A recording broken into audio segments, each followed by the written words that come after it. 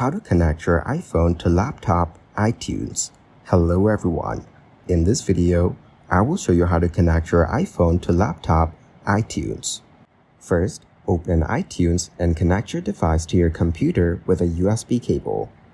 Now, click the device icon in the upper left corner of the iTunes window. From the list under Settings on the left side of the iTunes window, click the type of content that you want to sync or remove. To turn syncing on for a content type, select the checkbox next to sync. Then, select the checkbox next to each item that you want to sync.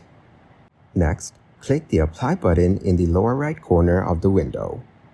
If syncing doesn't start automatically, click the Sync button. You can only sync your device with one iTunes library at a time. If you see a message that your device is synced with another iTunes library, your device was previously connected to another computer. If you click Remove and Sync in that message, all content of the selected type on your device will be erased and replaced with content from this computer.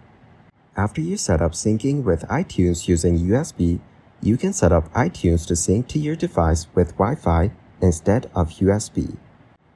After that, connect your device to your computer with a USB cable.